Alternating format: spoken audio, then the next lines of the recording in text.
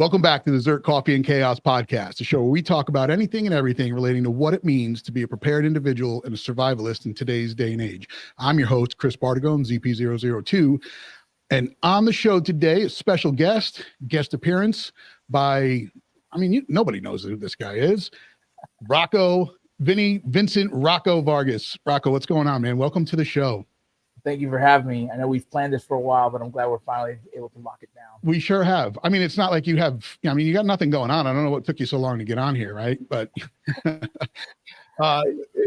for all of you who do not know who I'm talking about here, or may not have just been living under a rock for the last few years, you've been around for quite a bit, man, and you've been doing some things inside the firearms industry, out of the firearms industry, and it was an honor to have you on the show. Actually, I mean, you and I looked the other day and I said, we've been connected through social media since 2017.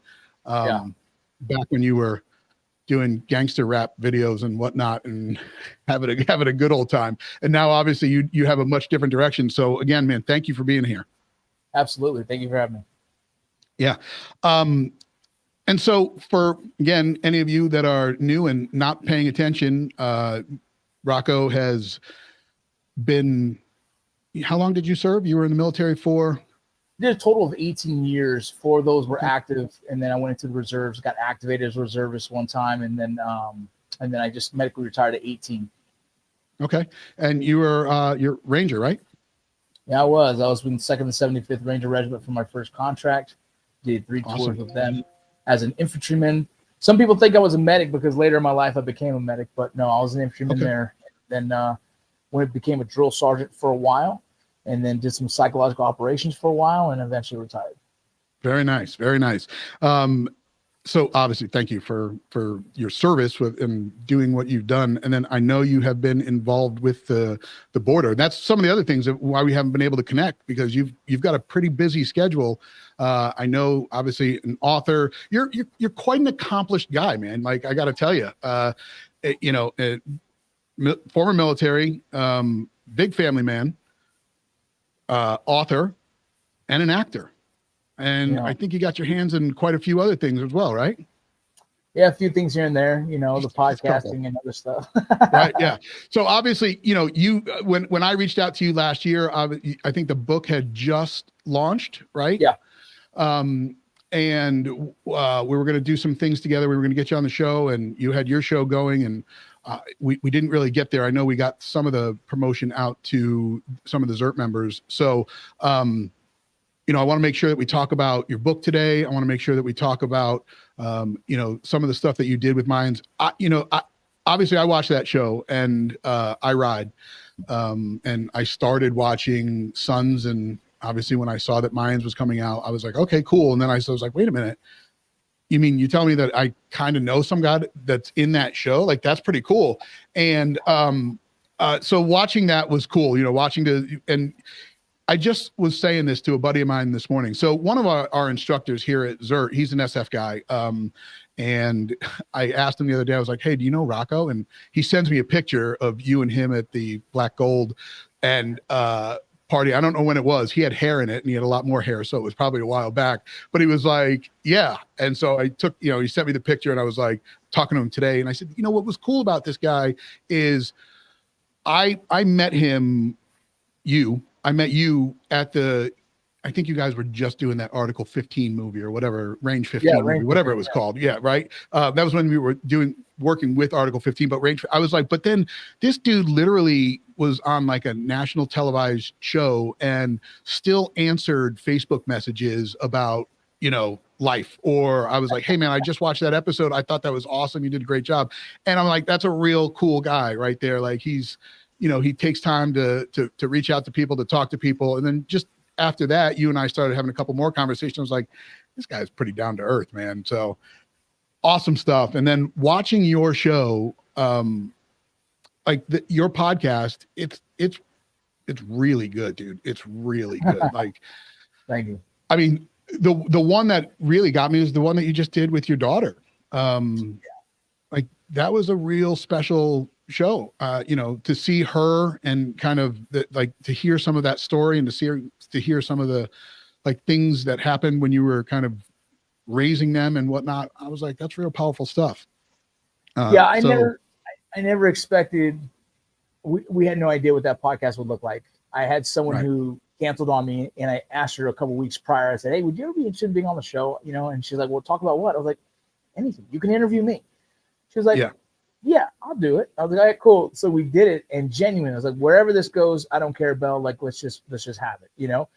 And it had a huge response, so much so that I'm actually going to have her on next week, and I'm going to ask her some deep thought questions, and I'm very curious to what and how she's going to answer those. And so it really was special. We were able to be ourselves and talk about some of the hardships that we've had to deal with as a family. And yeah, man, I had no idea that it would connect with so many other men out there who have daughters or kids. And that episode did really well for us. Yeah, that was really good. Like I said, I like the raw nature of your show, of just what you bring to the table. So for any of you that are listening and watching this show, so obviously, guys, thank you for joining us here today. I've been excited about this show ever since we started talking about it.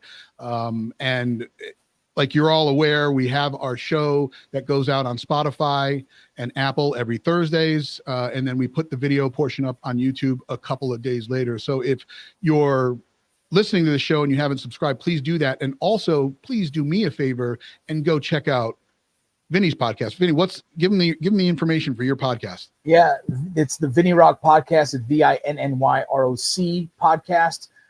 You can find it everywhere you find podcasts. That's the one that's more of a personal mental health lifestyle kind of podcast. And then my other podcast is Borderland, and that is a heavy focus on the border crisis from every different angle you can think of. That's kind of a nonpartisan kind of position. We just interview experts in the field. Right now, that's considered to be one of the biggest border podcasts in the world. So really excited about the growth of that one, because we're not pushing any kind of agenda, just telling the truth of these experts. You know, and I think that's a great topic to kind of dive in on for a little bit. So the show that we just launched yesterday, that just went out yesterday, was about this situation happening in Aurora. And you know, we talk about a lot on this show, and like kind of like the opening said, you know, it's all about preparedness and survivalism, and obviously ZERT is a global community, and we've been around. We just launched our 13th year of membership, and we've got members in 41 different countries across the globe, and they're all a bunch of like-minded people, and they all want to make sure that their family is prepared and kept safe. And we push training, and we push knowledge, medical training, firearms training, survival training, and we do get into some political discussions here. And you know, like this thing with Aurora, what's so scary about that is it wasn't being talked about. I found it on TikTok. Yeah. I was like, what's going on here? Yeah, it's crazy because there's also, so I live in the Dallas area, and I just got intel this morning that there's the same kind of concept happening here. And so, you know, I do a little bit of investigative journalism myself, focused on this subject. And so I'm going to definitely be heading there this weekend and really kind of taking a closer look at what's going on. You know, the Tren de Aragua is the name of the gang. Yeah. Yep. They originated in prison, and you know, they have no respect for law enforcement. That's part of their MO. Right. And so the issues you've seen in New York early on, you know, is expected to continue to spread across America as they come across America. And so what's happening in Colorado, you know, there is some discrepancies in the stories, like the Hells Angels were coming and all these different things. And yes, they did take over, you know, the videos you saw of the guns and taking over, you know, an apartment building is true, but there is also some exaggeration of fear mongering on the subject. Now, these dudes are not to be fucked with. They're genuinely bad dudes, and they have no respect for law enforcement. So there is a heavy concern on what to expect in a city near you. And so, yeah, it's a subject that I've been studying a lot. I've had a lot of experts who talk about them, and they are definitely the new group to be aware of right now in America. Yeah. And the original reports had them. And so let me go back to that. It was not being tracked except for like TikTok. You could type it into Google and you would get some local news reports. But I put it out to 3 people. I said, have you seen this? And they had no idea that it was even happening. And of course, at first there's a lot of misinformation. There's a lot of stuff. You're like, okay, is this video of that same video, the apartment complex where the dude's rolling up the stairs? He's got some kind of rifle with an optic on it, and everybody's, they're on the cell phones with the pistols down and whatnot. You had no idea. That could have been an apartment in, Kerplakistan, or it could have been an apartment in Aurora. It wasn't, but then it kind of got validated that it was. The original reports from the city and the police department there was that they weren't confirming it. It's like, what do you mean? Like, you just literally confirmed it by not saying it's confirmed. Yeah, there's a lot of that. There's a lot of that happening across America right now. Right. One of the individuals I interviewed on my show was Jason Jones. He's a correspondent on the border. He does a lot of stuff about the cartel, and he mentions a lot of different cartel hits and murders and different things like that are not being reported for some reason, some way, shape, or form. I don't understand it, but it sounds like this is pretty common across the board, and it's happening often. Like I said, I found out about what's happening here in Dallas, and the same thing by internal, informants who were just saying, "Hey, dude, check this out. There's some information I'm getting." And I say, "Is this legit?" And he sends me screenshots of other text messages from other law enforcement saying, "Yeah, it's legit." And it's like, how did I find out through text? Because I have a network of people who are giving me information. Right. But we don't have it on the news. 30 minutes from my house. Right. That's a problem. And, one can speculate the reason why they're not really talking about it is because it's this sanctuary state that was, sure, send us your illegals. We'll take them in. And well, gosh, it was almost like somebody could have predicted what was going to happen when you allow this problem into our country. Border security is a very hot topic right now, and I feel like it's downplayed when it needs to be, and then it's focused on when it becomes something you're 70, 65, however many days out of the election. Now all of a sudden it's an important topic. This country is super divided and polarized right now with everything that's happening with these candidates and this election coming up. Our country is in a very rough spot, a rough situation. And, there's so many things. I don't know if did you ever see the movie Leave the World Behind? No. It was on Netflix. Is that the one where like it's all falling apart and it's like, yeah, Julia Roberts. And I did. I got bored. I got bored after a minute. yeah. And sure, we watched the movie, we picked it apart, we did a couple of shows on it, but at the end of the movie, the two characters are talking about like the quickest way to destabilize a country is not going to be, planes flying overhead and parachutes opening up and you're going to head to Wolverines. It's literally, Wolverines in the mountains like Red Dawn. It's literally going to be when the country implodes on itself. Yeah. And, those are things that have been done in the past. And again, people need to keep their eyes open and their ears open and pay attention to what's happening. What are they tell you a lot by not telling you things, the validity of this. Go ahead. I'd love to speak on that. Please. The destabilization of American culture is dangerous when you have a massive influx of immigration. When you have a massive influx of immigration from people from many different countries who have their own ideologies and they come to America and not want to assimilate to our culture, well, then you slowly start to destabilize, the foundational beliefs of this country. And that becomes scary. Right, that becomes scary when you have groups like, Tren de Aragua who completely defy our laws, don't care have no respect for this country, and this wave of undocumented who and not all of them. I'm saying just a wave of the undocumented who are looking for the free handouts that the government is giving. Some of these sanctuary states are giving them. They're not here for the old school like what my grandmother came for and what some other family members that came for the chance and opportunity to work, to establish themselves in this country, to give their families better opportunity. It almost feels like there's a bigger wave of people coming because the government is giving them so many opportunities financially. Oh yeah. And which scares me, because if they're only coming here for the handouts that we're giving them, do they really believe in what this country stands for? And are they willing to assimilate in a way that their children or future children will respect this nation in a way that it continues to be, what we have today, this land of opportunity, this beacon of light for a lot of countries. Yeah. You know, there's a small handful of people who try to come here for opportunity, but then there's also a small handful who I believe are coming for nefarious reasons.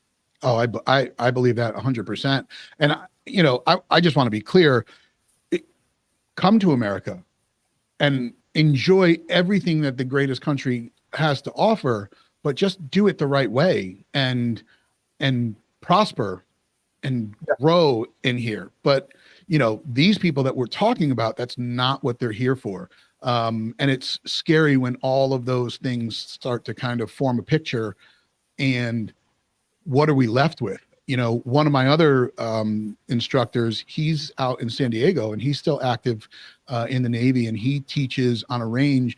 And he sent me a link the other day, and it was a news report of illegals, undocumented, however you want to refer to them, trying to board a school bus. Like, there was a school bus that drives up that road, and they were trying to get on the school bus. And he said, he's like, when we're teaching, he said, we see people crossing all of the time, and they're not, it's insane. The other thing he said is, not everybody is of that, Mexican descent. Like, you see a lot of other people that are coming, and that's the way they're getting in here. And that's also scary. Yeah. During my time as an agent, the majority of those who came across in the 2009 to 2015 timeframe, when I was Mexico, and it was more so based on the fact of the proximity, how close it was to America, right? There's just a border. Right. And that was a different era. Right now, what we've seen is that there's a massive influx of what, the terminology that some of the CBP uses is exotics. And so that is countries that are, Africa, all these countries that are from far away, that have spent a lot of money and a lot of like planning on how they're going to get to Mexico first, then make their way up. I'm talking India, Afghanistan, Turkey, China. You name it. And that becomes a concern, where you have this massive influx of very, very different demographics that are coming across. Yeah, that becomes scary, because you don't know what their connection to, or what their connection is to wherever they're coming from, whether it's a terrorist cell or whatnot. It's some scary thoughts, and that's why we drive the message home to just be prepared and, keep your eyes open for this and understand what you're looking at. And, obviously just make sure that you have a plan in place. I don't know that it's going to stop. I'm hoping that there is a plan in place to secure our border. I know that it's being talked about, but talking about it and doing something about it are two different things. It's been very interesting 3.5 years or so. It's been interesting to see how the current administration handles everything, and some of the loopholes that are in our system that might be intentional, might not be intentional. I don't know, but it's a really strange few years, especially someone who's spent a lot of time on the border, still currently spends a lot of time on the border, understands policies and some of these loopholes that are being abused in our system. These last 3 years, it feels that we will have the repercussions of this for many years after. Yeah, very bad. I'm curious to see Trump or Harris, whatever, if what changes, if there is a change in the administration, or Harris, if Harris stays in, or whatever the case. But I'm very curious to see what happens. You and me both. There's I have conversations with people often about politics, and I try to be neutral when it comes. I accept people's whatever they decide, whatever their party choice is, fine. I just ask them to validate their reasons and to not be a single issue voter, and to not vote on personality and look at policy. Just be smarter than we have been. Like the last 3 years, and then even leading up to the election in 2020, it was just all about, personality and not policy. And I feel like that's what's got us here. And I feel like there was a time when you could watch two candidates debate, and it was just policy and what we're going to do, and not just shit slinging. And that's when that's why other countries laugh at us. And that's why they're like, yeah, let's attack this country because look at these idiots. It's just, yeah. It's because we've somehow infused our social media into our politics. And, these small bites are more effective than real policy conversation. It's just so bad. It's so bad. Scary. It's a scary time, man. It really is. It really is. We like I said, we talk about everything. And right before we jumped on here, I was like, okay, so what do you want to talk about? Where do you want to go with this? And I find some of the best shows that we put out are just when it's natural, it's flowing, it just goes from one. And I mean, we'll end the politics talk and we'll get into something a little bit cooler from here on out. And we'll talk about good stuff. So one of the things that you've done, I saw you did it last year, and I think you're talking about doing it again, is some kind of retreat for men's men's mental health awareness, right? You were talking about that? Yeah. So we have a nonprofit called TMRW Battalion, which is kind of a Tomorrow Battalion is what I call it. Okay. But we focus on transition, morale, recreation, and wellness. And I fully believe that there's been a lot of nonprofits who have become distractions instead of actually healing the trauma within, right? The deep-rooted trauma that drives men to have self-destructive characteristics, personality traits, the drinking excessively, the spending, all these things that become, that create crisis in our lives. And so we created a retreat that introduces many different modalities of healing so they can try and hopefully find one that really works for them and they can lean into that a little further. Our nonprofit likes to write the checks for veterans to seek counseling in different forms. It could be psychedelic assisted therapies. It could be just regular speech therapy. Speaking therapy, whatever. But EMDR. There's many different forms of therapies that we like to support others in doing and trying to take a more holistic approach instead of the massive amounts of SSRIs that the VA or other medical professionals like to give. And so we're just trying to show guys there's a lot of other things that create a therapeutic response that could be healthy. And so our retreat is just a place where they can dip a toe in the water in multiple different ones. This year we have Combo. Combo is the poison from an Amazonian frog. It's non-psychedelic, but it does create a response. Okay. You have, in that session, it's kind of a ceremonial session that has introduced 2 other, plant medicines. And then we also have Wim Hof method happening that weekend. We have some serious breathing techniques that'll be introduced. We have sweat lodge that'll be introduced. We have an EMDR specialist explaining the powers of EMDR, and we have just the power of community, other men who are there together, willingness to share their story and kind of go down the path of healing. We have, like I said, we have faith leaders. We have, the list goes on. And so it really is just a goal to introduce them to this in a safe environment with other men to hopefully find an answer for some of their trauma. Man, that's awesome. Now, one of the things you talked about is obviously like a healthy lifestyle, or healthy living. And then, I think you were just talking about it. You jumped onto this carnivore thing, right? That's funny. I'm yeah. Okay. All right. I'm trying, man. I'm trying. Look at, listen, you and me both, man. You and me both. Like, I'm 49 years old. I'm an old fuck. So yeah, I'm not immune to my own, mental health and personal struggles, and life gets hard. I think life is life at times. And one of my biggest struggles, I can be successful in writing books and TV shows and all these things, but some things that get neglected personally are my own health. And so I've neglected myself for far too long. And so for the better part of this year, I've been steady in the gym and working out again and getting to a place where I'm very proud. But also, Is that why you got the guns out? Trying to. You got those guns out, dude? Jesus, man. I'm over here just wearing a ZERT Death Blossom party shirt. Rocco over here has his guns out. It's like, what the hell? But so back in the gym. So the carnivore thing, I got to tell you, man, I've been doing it. But like you were just saying, I lack discipline sometimes, you know. I, I like ice cream. I'm not gonna lie, you know. I mean, ice cream's good, but um, the health benefits. I got a buddy of mine down in Florida who has pushed a lot of ideas onto me at times, and you know, he brought up the carnivore thing, and I had to do a few things before I could get to the carnivore diet because I don't know who cursed me, but somebody cursed me out there with gout.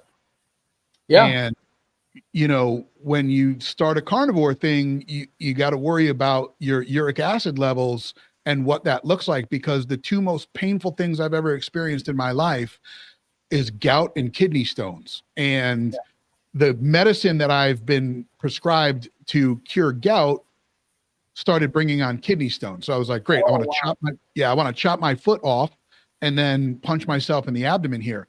So last year I went and I had blood work done, and I kind of felt something was wrong. I felt there was a little bit, something was off with I was always tired. I just didn't have a lot of, you know, I just didn't want to do a lot of things after work. And one of the things that I went and I had checked was my testosterone levels. And, you know, I know you talk about that too. So I jumped on to that TRT therapy, and I knew that between that and getting into the carnivore thing, life would change a little bit. And I got to tell you, it's definitely been a game changer for me. Like I said, I'm not always disciplined with it. There are cheat days that become cheat weekends, but for the most part, you know, steak, eggs, coffee, just trying to get better. I started to lose weight because I had a full knee replacement in November of 2022, and that changed a lot for me. And I ended up dropping like 30 pounds leading up to getting the knee replaced, and it made the recovery a lot better. And then I was on that steady decline down on the scale. And then, you know, life happened and we packed 10 back on, and it was just like, man, it's a constant battle, but it's a mental battle. It really is, you know. Yeah. Who wouldn't love steak every day? I do kind of a revised version of it. I do add a lot of fruit to my diet, and some people say that the sugars in that, there's so many different new studies, but personally, I feel a lot better when I add fruit to my diet, and I'm active. There's a lot more activity I probably could do, but I am on TRT as well. I use a company called Core Medical Group, and they've been incredible for me and a lot of special operations dudes. But, you know, I stay on that. I work at, you know, I wake up every morning around 4:30. I get to the gym by 5, then I work out. I like to focus on more of a bodybuilding style. And then just recently I decided to convert to start doing a little bit more running again. So I'm slowly getting my big old butt running again. Oh, damn. Yeah, I know. But, you know, I just like to, I've realized that it's very healthy for me to continue to challenge myself physically.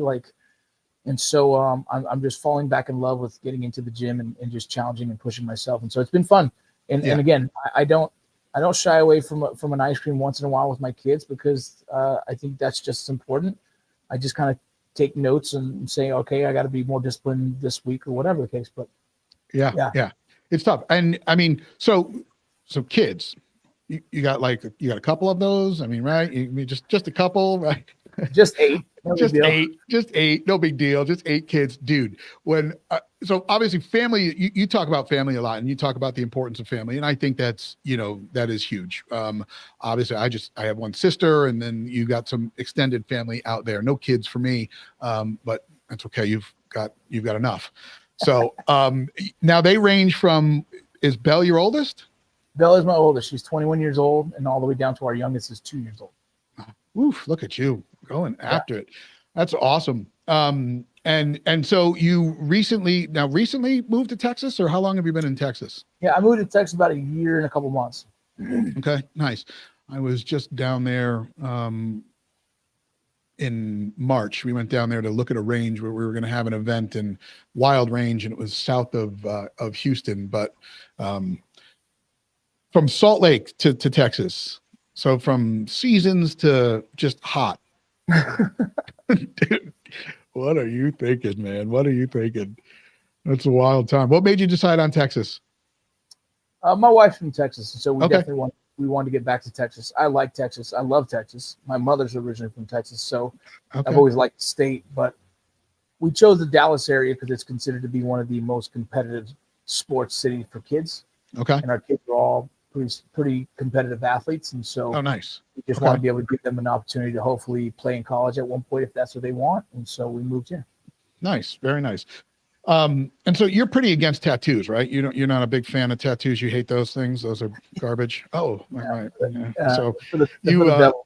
yeah, exactly. It's so funny. I like to, I mean, I've just, we've got a few here and there, and it's a fun addiction, I got to tell you. And it is an addiction. I remember, talking to a couple of people that were like, oh, I want to get my first one. I was like, well, just start putting a budget together for your next 5 or 6, because it never just ends with one. I don't know many people that have one tattoo and then just never went back. So we can't wait to get back in and finish the progression on the left arm sleeve. But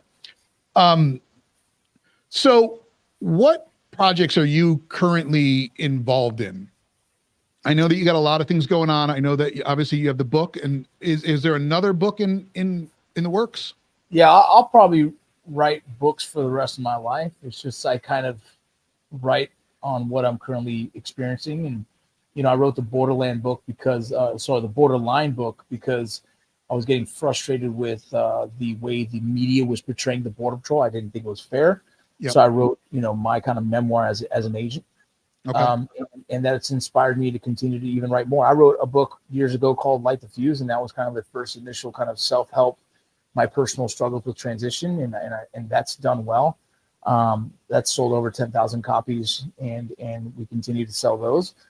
I've written a couple other things, but my goal right now is to continue to write books that have an impact. I'm writing a book right now that talks about kind of like crossroads in life and why I took them, and as well as what led me down those roads, and kind of really explaining the decisions I've made, but as well as I believe it's very relatable stories to everyone's experiences in life and why they chose them.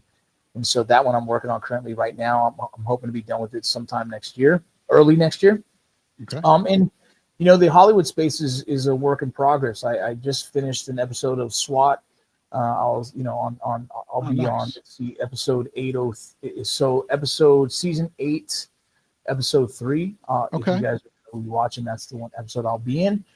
But there's constant meetings. There's constant, the hustle of Hollywood is about connecting with the right people and hoping the right opportunity presents itself. And I'm part of me getting in shape is to hopefully land a kind of a different kind of character. Yeah. All right. And that's just the hustle. I work currently right now filming docuseries episodes for The Border. So you guys can find those on the Border Patrol YouTube channel.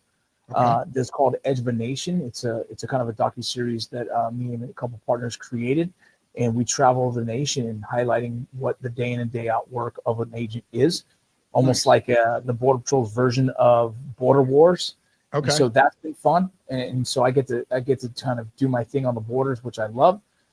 Very cool. And we're constantly just taking meetings, man. I do a lot of speaking engagements and stuff like that. So that's good. And obviously, what I want to do is make sure that we get those links down in the comment section. So if any of those shows or like where our members can find, or where anybody that's listening can find your book, we'll make sure that we put that in the link below. The link to that YouTube series, we'll put that in below, and then obviously just the information about that upcoming SWAT thing. So I mean, Hollywood, man, let's talk about it. What got you there? Because just for anybody listening, you want to give them the kind of the timeline there, because when I met you, you were Article 15, right? That's what you were doing. Yeah. So I was in the Border Patrol, and I resigned in 2015 because we already had a scheduled date to start filming Range 15. Okay. We've been doing YouTube comedy, veteran humor videos for 2 years already. Those were extremely viral. We had at that point probably 5 or 6 videos that are over 2 million, now currently 7 to 5 million. We built a t-shirt company behind it that kind of helped us continue to do what we did. I knew early on I would love to see this grow into something in film and TV. I just didn't know how to transition it. So me and Jared talked about making a movie. We invited a very talented writer named Billy J to write the first version of Range 15. The version he wrote was probably a $30 million film that we couldn't afford. So we brought in another writer who knew what kind of budget we would probably be working with, and he wrote a film that we could afford. But Billy's version was the bulk of it. It was just a really beautiful, funny, just ridiculously hilarious film. Right. And then we did the crowdfund to make that happen.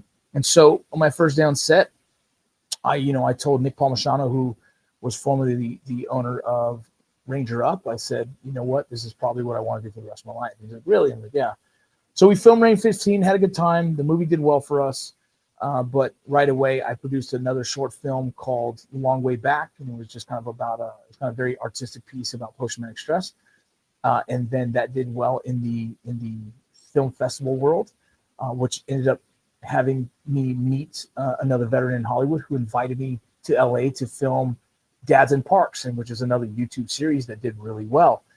Okay. Dads in Parks did well the first season. Come around, we got funding for a second season on YouTube that was paid by AMC Theaters, and we filmed those. And while I was in LA filming those, that was the right time, right place for Mayans MC. I was told that they're still auditioning. I reached out to a friend who was pretty connected, and I asked, does he know any casting directors who work for Mayans? And he actually did. He said, send me your stuff. And so as an actor, what we have, like kind of our calling card or our resume would be a film showing. So it's called a reel. So I used the reel from some of the stuff I did with Article 15, some of the stuff from Range 15, some of the stuff I self-produced in Dads in Parks. And that showed my level of acting ability. And then I used, the headshots that I had. And it was enough to get me an opportunity to audition. I looked just like someone who might be a Mayan. You know what I mean? A very different face in Hollywood they haven't seen before. Yep. So all those little things that just kind of aligned perfectly helped me get an opportunity for the audition. I did the audition, and they said, we'll call you. And me and my wife were like, okay. So we flew back home. At the time, we were living in El Paso still. And we got an email saying Kurt Sutter and Elgin James would like to see you for a second time. So I flew back, and I ended up landing a role in Mayans MC, man. And that's kind of the rest is history.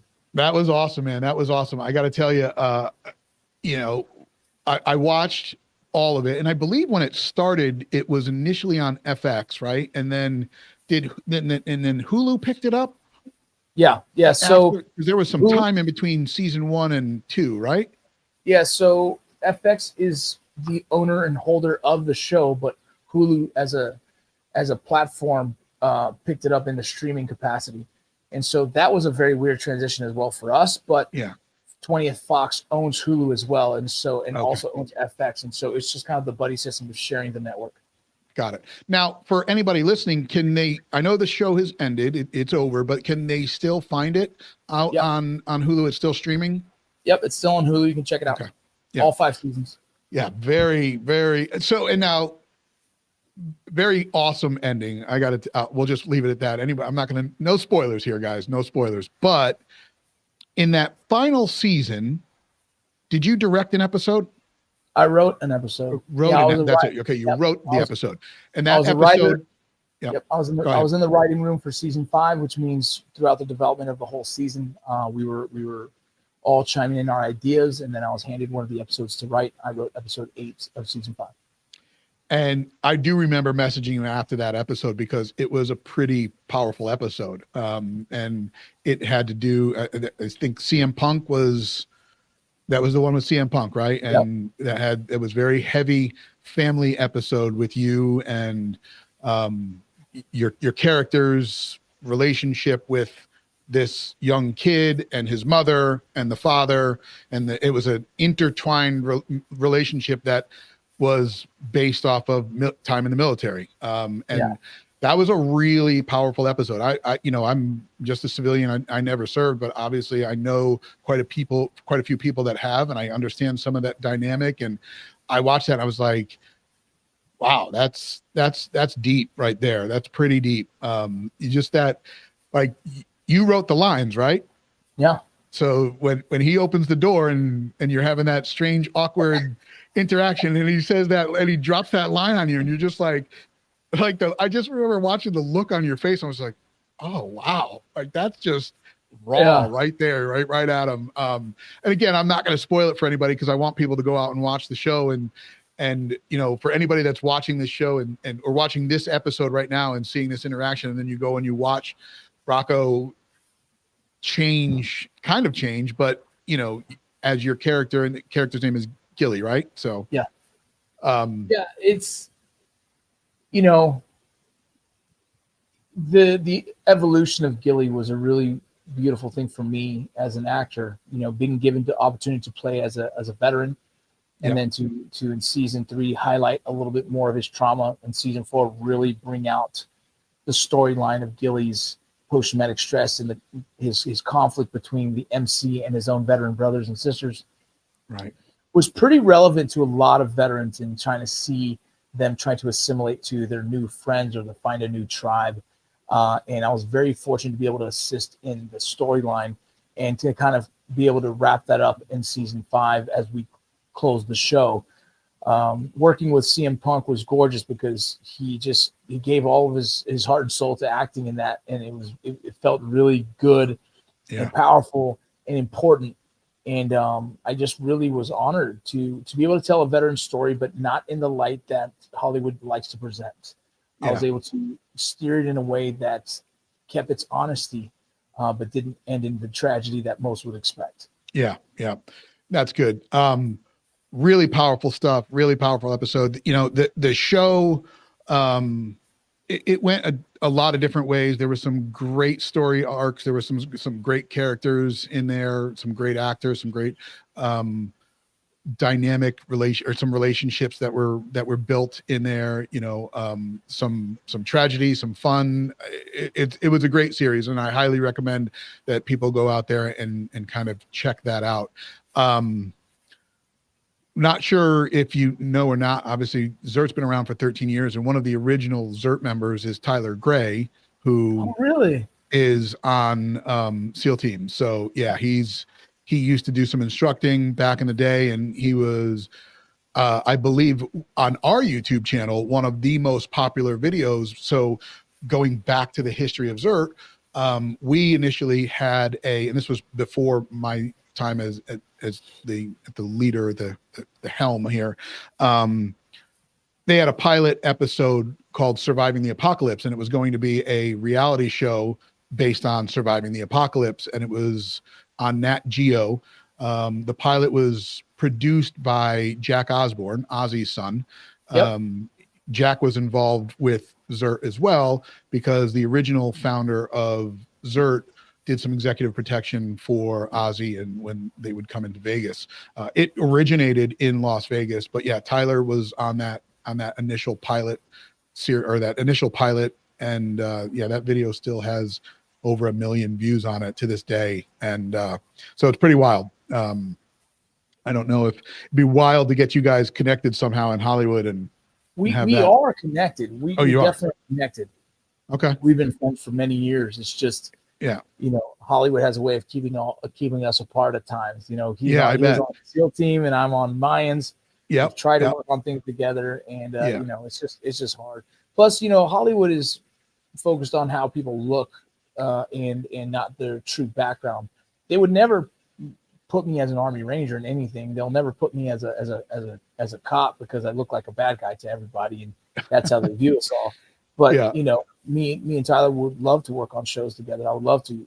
I think he's just a great person, and you know, he's mentored me in certain capacities in Hollywood as well. Yeah. Well, I mean, it's funny you say that. You know, the Alvarez from the Mayans, I don't think he's ever been cast as a hero character in anything that guy's been in. He's been a lot, and his real name escapes me, but I'm sure you know it. But you know, it's funny you say that because Michael, is it Irby? Yeah. You know, I first watched him on The Unit way back. Like, so he was, so he, you know, like he was in The Unit playing Betty Blue. Delta yeah, that's it. Betty Blue, Delta operator. And here he is now. He's, he completely went the other way and he's doing that. But yeah, dirt diver, Betty Blue, Yep. Max Martini. He's another one that I follow on social media. He's kind of involved obviously with Hollywood, but also kind of with the firearms industry as well. I'm sure he's been a SHOT Show and the whole deal, but you get some of those guys that are real down to earth and cool guys. So going back to Mayans, did you get to ride a lot? I mean, how did that, it seemed like there was a lot more riding motorcycles in Suns than there was in Mayans. And it seemed like there was a different dynamic. So did you guys get to ride? Yeah. Well, we're the only show between the two that we all had to actually ride. Okay. And Sons, they half of them still didn't ride. They were on these fake bikes with Okay. Yeah. We all had to ride. We actually all went to the Harley Davidson school. We all learned to ride. Okay. And 2 weeks before we started filming, we all got together. We had to ride with instructors, and we had the stunt crew was teaching us, how to work as a team and ride close together, riding speed and all that. Okay. But when you ride in filming outside of riding, in filming, you only go about 30 miles an hour. You know what I mean? And all you're doing is like cutaway shots. You're rolling here, they come through, they stay in your face, and boom, they drive off. And you just do about a day of that going back and forth. And then you have almost enough you need for the whole series. And then you'll do it at night as well. Right. And so they just kind of trick all the shots. As long as you're doing a bunch of little turns and this and that, they can pull all that for the show and use it. And so we didn't ride as much as you probably would. Think about it in the sense like the show wasn't a riding show; it was the drama of the Mayans, and so we only used it for a couple segues. But it wasn't necessary. You see our bikes at the clubhouse. We obviously rode there. You see our bikes here. Yeah. Now,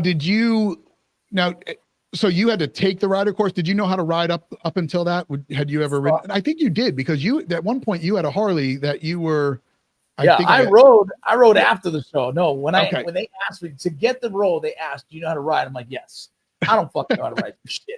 I crashed on a Vespa when I was 13. Yes. I did a recon course in the military that had to ride dirt bikes, and I could almost never get my fucking started. So genuinely, I had no skills on a motorcycle. Right. Once I landed it, I went home and called a buddy, my boy Jess, and I said, "Dude, you got to teach me how to ride a fucking motorcycle." And then they said, "You got the role. We're sending you to Harley Davidson." Okay, cool. All right. So now you've been bit with the riding bug. You're also a father of 8 kids. So I know that comes with a little bit of, I know a lot of my friends who, once they had kids, they put the helmet down and they stopped riding. Are you still riding or no? No, I ended up selling my bike for very similar reasons. We lost a really good friend of ours, and it kind of scared the wife. Scared me a little bit as well too, not gonna lie. But it's kind of getting the itch again. There's something about riding I do love, but it's if you surround yourself in the riding world, you tend to see a lot of people lose their lives to it as well. It's kind of part of the gig. Yep. But personally, I do enjoy it. I would love to get on a bike again here soon, but I'm not going out of my way to just go buy another bike yet. Yeah, no, I don't blame you. I've been riding. I actually had my motorcycle license before my car license. My parents got me my first motorcycle before I got a car. And, I remember senior year of high school, like I'm riding a motorcycle to school. And I loved it. And then there was a time in between where I didn't. And then later in life, I ended up getting it. I mean, it is my form of therapy. It's what I do when I've had that shitty day and I want to clear my head. And it's probably the only time where I'm not thinking about everything that is day to day and just enjoying the moment. And I find that's a very, very challenging thing to do as of late, as a business owner. And I'm sure you, with all the irons you have in the fire, it's hard to turn it off at times. I've lately had to trick myself when going to sleep at night, I used to love to read, and I know you just kind of talked about that, or I just listened to you talk about that. I used to love to read, and as of late, or later in life, when I would try and read laying in bed, I'd get, a page in, and then all of a sudden, like eyes just closed. And I've tried to do that now, and what it still does the same thing, but I don't even absorb the knowledge from the page and a half that I read, because while I'm looking at the words, my eyes are going from left to right at the words, my brain is thinking about everything else that's going on. And so I've had to trick myself in order to fall asleep so I can get some restorative sleep and not be a zombie the next day. So it's riding helps with that for me. It's very, the mind is, and the brain is a very challenging thing at times to try and clear the mechanism and just kind of get some quiet time. But so like you said, your hope is to change the not the look, but the view of you as a character, to get cast into different things, so you don't get typecast into the biker bad guy situation. Do you have some things in the works that you can talk about, or nothing just yet? It's still too early to say anything about either of the projects. I do have potentially 3 projects up in the air right now. Right now, Hollywood is really, really slow because of the whole strike thing that happened, that kind of implemented a few changes that actually cut a lot of the potential shows that were coming up for us. And so it's been a little hard to kind of figure that out again. I think early next year we'll be more likely to have more projects. I got a few auditions here and there, but for the most part, it's slow for a lot of guys. There's some independent projects that might be happening, a couple things with some big actors that look really good, but you just can't get it too excited in this space. You get excited, all of a sudden the funding drops out on a project, or one of the actors gets in trouble for something, and it just all falls apart. So I don't count my ducks, I just kind of, I hope it works out, and if it does, cool, but I'm not waiting on Hollywood to bring me back. I'm working on some of my own projects on my own to hopefully keep those being successful. Do you get out to the range? So obviously, you used some firearms in the past. Do you get out to the range? Do you do much training these days? Obviously it's a perishable skill to an extent, but I'm sure you. Not as much as I like. I actually still looking for the range here in town that I really like. I do have a couple, sponsors that are kind of pushing me to get out and shoot more. Henry Rifles is one of my sponsors. Okay. That's awesome, dude. That's awesome. Lever actions, fun stuff, man. Fun stuff. And then United Patriot Supply is another one. But I have a Glock. I shoot my Glock 19. I have my AR platforms, and I need to get back to training them more than I am. I'm probably only training once a month. Yeah. But I would like to train once a week if I could. I do have the capabilities of doing it, meaning like there is enough time in my day locally. Also I travel, it'd be nice to do it, but it's something that I'm trying to in this path of like wellness and growth for myself and trying to become the best version of me. I always try and incorporate the training of shooting in my medical background and keeping all that fresh. And so at this next retreat we're doing, I didn't mention it earlier because it's just kind of crazy, but we have a team leadership course happening at the same time. And so we're training them, we're teaching them the basics of medical, we're teaching them basics of land nav, we're teaching them some of the basics of tactics of patrolling. And so I get to teach those as often as I can, and I enjoy doing that. And tactical medicine is probably always going to be one that people call me to teach as well. I love that you just said that, because we literally just did a show about land nav. I did it with so the guy's name is Paul Taylor, the instructor. I just did the land nav show with him, and we're looking at doing probably doing a class for that. It's something that I think is very, very important. But the other thing that we talk about all the damn time is the importance of medical training, TAC-Med, stop the bleed. Cool. I carry a firearm every day, and I forgot how many, my buddy, Jamie, he's a little bit younger than me. So he's like, I'm 16,000 days old. He's like, I'm 0 for 16 on having to use my firearm in a situation, a self-defense situation, but ask me how many times I've had to use medical equipment. And we drive that message home all the time, that medical training is the most important thing that you can have. having a tourniquet, being able to apply the tourniquet. The moment that bleed happens and you're and it's in one of those dangerous places, those bad places, you're on a timer, less than 30 seconds and it's lights out. And, you don't have a lot of time. So we drive that home. And, ZERT started as, the history of ZERT is a great story, and we don't have enough time to talk about it today as it's been 13 years, but as it evolved, it became a preparedness community. And it started, if you're aware of it, if you're not, ZERT started as an acronym, and it was Zombie Eradication Response Team. And that's when... Well, I think I signed up years ago. I have no idea. You got to you probably did. You know what? I'm going to look and I'm going to find out. And, Resident Evil was out. All of the zombie things were popular. I was big on that at the time. Yeah. Range 15, your character was, I think you were banging a zombie stripper or something crazy as your character in that. But sorry, folks, didn't mean to spoil it for you. You can go watch that movie too. But anyway, everything was zombie. Hornady had zombie bullets. There was firearm lube that was green.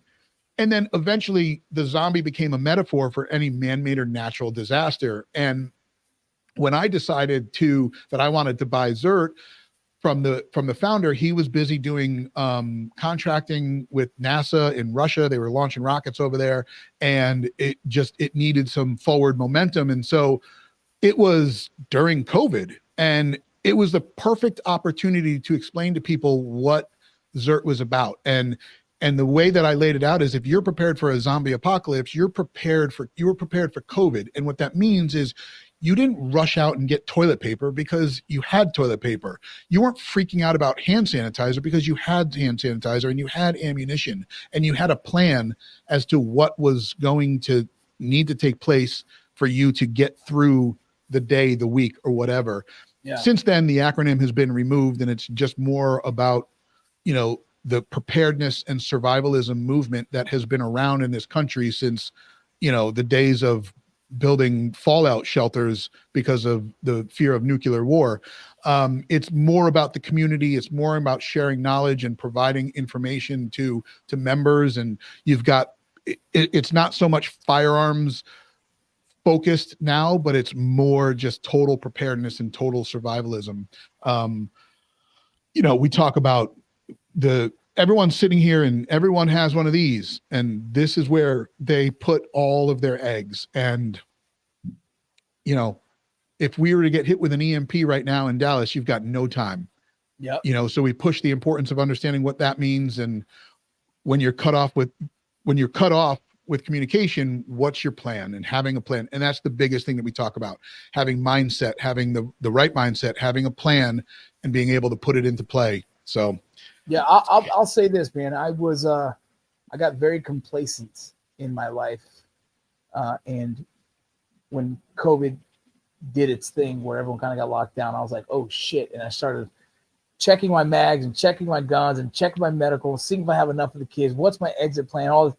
And I started to finally think like that again. And I guess, the unfortunate blessing of that was that it kind of put me back in the mindset of just be prepared, man, because you never know. And, a lot of the current threats that we have with the border situation and, China and all these different things that you're hearing is, the EMPs and all that stuff. Yeah, man, I think we all should be prepared for that. I think we all should be prepared for what happens if you lose electricity and you can't air condition your home in Texas when it's on average 100 degrees.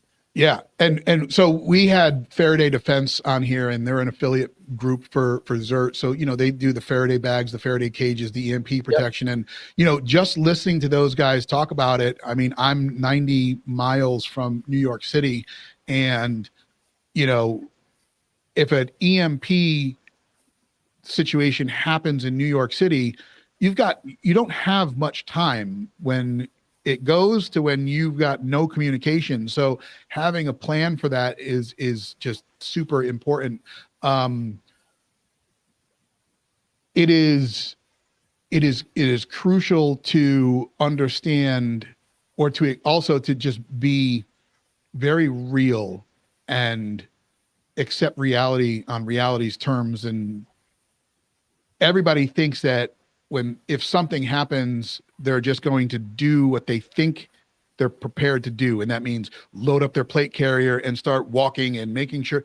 No, like, if you're not out there practicing this stuff, and where I'm going with that is we stress the importance of physical fitness and understanding that, if you've got to walk from here to New York City, I just said that's 90 miles, how are you prepared to do that? Are you prepared to do that? Can you do that? Can you walk 10 miles and make it through? Now you have to understand, well, now you're going to be carrying stuff and you may have a family with you.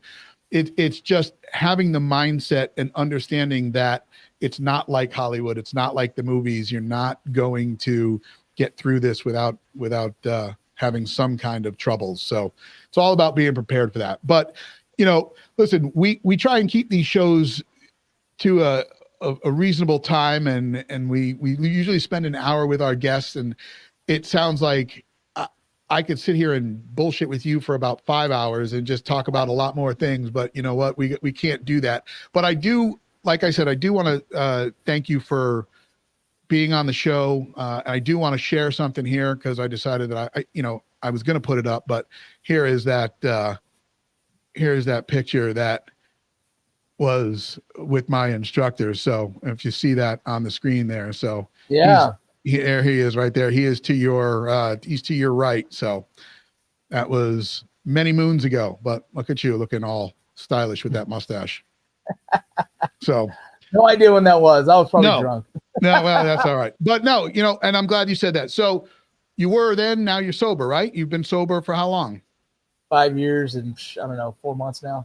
5 years. Well, congratulations for that. And again, dude, thank you so much for being on the show. I really appreciate you taking some time and doing this, and I've had a good time. Thank you so much. I really appreciate it as well. Anything you need of me, let me know. Let me know if I am in the ZERT sign-in box somewhere. Definitely. I'd be happy to ask you more questions on preparing my family, just in case when the world gets crazy. I want to make sure that I'm ready. And that my kids are as safe as possible. And if I'm not doing my due diligence, man, I question myself as a father. So I'm going to have to hit you up more. For sure. Definitely, we'll get you one of these shirts so you look as stylish as me. All right, folks. Until next time, you guys stay safe out there, and we'll talk to you soon. ZP002 out.